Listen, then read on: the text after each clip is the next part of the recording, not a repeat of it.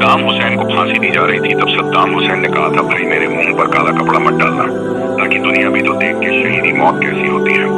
आज की इस वीडियो में मैं आपको दुनिया की बहुत बड़ी हस्ती सद्दाम हुसैन के इतिहास के बारे में बताने जा रहा हूँ, जो अपने आप में एक बहुत बड़ी हस्ती थी और दुनिया के लिए एक मिसाल बनी, जिसने अमेरिका को घुटनों पर लाने पर मजबूर कर दिया था। लेकिन अपने ही लोगों ने धोखा दे दिया था, जिसने हमारे को धमकी दी थी कि पेट्रोल की कीमत ईरानी रियाल में होगी, न कि अमेरिकी की डॉलर में। काश उसे समय सद्दाम हुसैन को अपने ही लोग अगर धोखा ना देते तो आज ईरानी करेंसी बहुत ऊपर थी और डॉलर नीचे होता। सद्दाम हुसैन 28 अप्रैल 1937 30 दिसंबर 2006 इराक के एक प्रमुख नेता थे, जिन्होंने इराक में 1979 से 2003 तक इराक के राष्ट्रपति के रूप में शासन किया। उनका जीवन और शासनकाल इराक के इतिहास में महत्वपूर्ण और रहा है।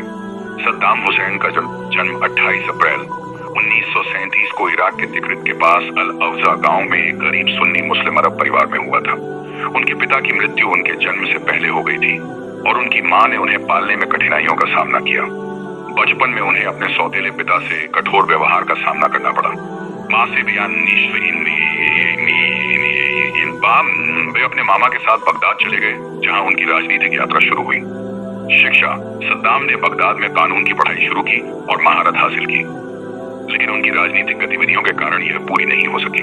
उन्होंने 1957 में 20 साल की उम्र में बाथ पार्टी की सदस्यता ग्रहण की और रात दिन एक करके और अपनी जान को जोखिम में डालकर अरब देशों को बढ़ाना चाहता था बाथ पार्टी, जो अरब राष्ट्रवाद और समाजवाद को बढ़ावा देती थी।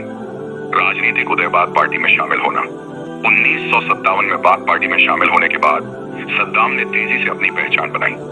1959 में उन्होंने तत्कालीन इराकी प्रधानमंत्री अब्दुल करीम कासिम, जो अयाज किस्म का व्यक्ति था और अमेरिका के तल चढ़ता था और अमेरिका के ही के अनुसार चलता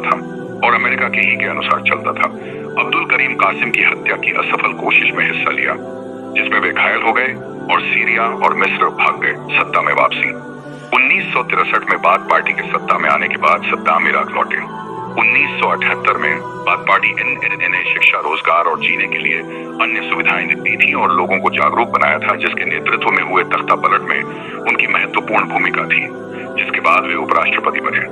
1979 में उन्होंने राष्ट्रपति अहमद हसन अल बकर को इस्तीफा देने के लिए मजबूर किया और स्वयं इराक के राष्ट्रपति बन गए। शासनकाल 97 से 303 का आर्थिक और सामाजिक सुधार: अपने शासन के शुरुआती वर्षों में सद्दाम ने इराक के तेल उद्योग का राष्ट्रीयकरण किया, जिससे देश की अर्थव्यवस्था को मजबूती मिली। उन्होंने मुफ्त शिक्षा और स्वास्थ्य सेवाओं की शुरुआत की, जिससे इराक में जीवन स्तर में सुधार हुआ। सद्दाम ने सद्दामवाद नामक विचारधारा को बढ़ावा दिया, जो इराकी राष्ट्रवाद और अरब राष्ट्रवाद का मिश्रण थी। उन्होंने खुद को प्राचीन मेसोपोटामिया के नेताओं जैसे नबूकदनजर और सलादीन के उत्तराधिकारी के रूप में प्रस्तुत किया। युद्ध और विवाद: उस समय अरब के बहुत से देश अमेरिका के एजेंट बने हुए थे। जब ईरान इराक युद्ध 1980-1988, सद्दाम ने 1980 में ईरान पर हमला किया, जिससे 8 साल तक चला युद्ध शुरू हुआ। इस युद्ध में दोनों पक्षों को भारी नुकसान हुआ और सद्दाम ने कथित तौर पर रासायनिक हथियारों का उपयोग किया। कुवैत पर आक्रमण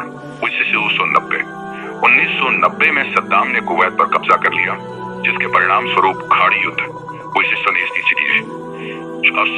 न हुआ। अमेरिका के नेतृत्व में गठबंधन सेनाओं ने इराक को कुवैत से बाहर खदेड़ दिया। दमन और अत्याचार: सद्दाम के शासन को शिया और कुर्द समुदायों के खिलाफ दमन के लिए जाना जाता है। ह्यूमन राइट्स वॉच के अनुसार आज समय रह उनके शासन में 2,50,000 से 2,90,000 लोग मारे गए या गायब हुए। 1988 में हल्बजा में कुर्दों पर रासायनिक हमला इसका एक उदाहरण है। अंतरराष्ट्रीय प्रतिबंध: 1990 के दशक में संयुक्त राष्ट्र ने इराक पर कड़े प्रतिबंध लगाए, जिसने देश की अर्थव्यवस्था और जनता को प्रभावित किया। पतन और गिरफ्तारी अमेरिकी आक्रमण 2003 में अमेरिका और उसके सहयोगियों, बहुत से ऐसे अरब देश थे जो कि अमेरिका को पल पल इराक की खबर दे रहे थे और अमेरिका को मदद कर रहे थे। और अमेरिका ने अपने सहयोगियों के बल पर सामूहिक विनाश के हथियारों के बहाने इराक पर हमला किया और देश के कुछ गद्दारों के कारण ही 9 अप्रैल 2003 को बगदाद में सद्दाम की मूर्ति को गिरा दिया गया और अमेरिका ने इराक पर कब्जा बना लिया, जिसके साथ उनके शासन का अंत हो गया। गिरफ्तारी दिसंबर 2003 में सद्दाम को तिकरित के पास एक गड्ढे में छिपे हुए अमेरिकी सैनिकों ने पकड़ लिया।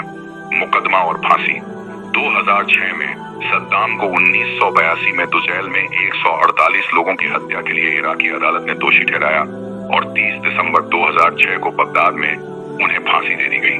लेकिन सुप्रीम कोर्ट के जिस जज ने सद्दाम को फांसी की सजा सुनाई, उससे पहले कहा, भाई उठो, तुम्हारा जजमेंट हो रहा, तुम अपना जजमेंट सुनो।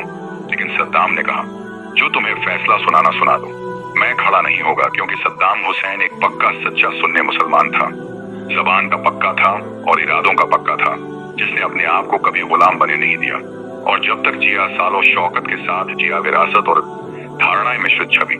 कुछ अरबों के लिए सद्दाम एक मजबूत नेता थे, जिन्होंने पश्चिमी साम्राज्यवाद और इजराइल के खिलाफ संघर्ष किया। लेकिन शिया और कुर्द समुदायों के लिए वे एक क्रूर तानाशाह थे। भारत के साथ संबंध 1970 और 1880 के दशक में सद्दाम के इराक और भारत के बीच अच्छे संबंध थे। 1974 में उपराष्ट्रपति के रूप में सद्दाम ने भारत का दौरा किया और इंदिरा गांधी के साथ संबंध मजबूत किए। निष्कर्ष, सद्दाम हुसैन का शासनकाल इराक पूरी दुनिया के लिए प्रेरणात्मक बना। सद्दाम हुसैन की दायिर प्रगति और विनाश दोनों का दौर था।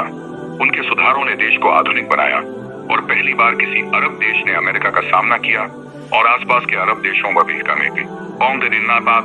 या कुछ अपने गद्दारों का कारण सद्दाम को हारना पड़ा, लेकिन उनकी तानाशाही अरबाई को सिर उठाकर जीना सीख गई और युद्धों ने लाखों लोगों की जान ली। और उनकी कहानी एक ऐसे नेता की है जिसे कुछ लोग नायक और कुछ खलनायक मानते हैं। लेकिन अब आप लोग क्या मानते हैं कि भैया, आप कमेंट बॉक्स में बताएं कि सर उठाकर जीने में और सर झुकाकर जीने में क्या मजा है। जब सद्दाम को फांसी दी जा रही थी तो उस समय जिस जेल में सद्दाम हुसैन बंद था, उसमें जो भी अमेरिकी सैनिक थे वह सब रो रहे थे, क्योंकि उन्होंने सद्दाम हुसैन जैसा बहादुर ईमानदार व्यक्ति जिंदगी में कभी नहीं देखा था, जो 5 वक्त की नमाज और रात की तहज्जुद की नमाज और डेली एक कुरान पढ़ना था। पापा अच्छा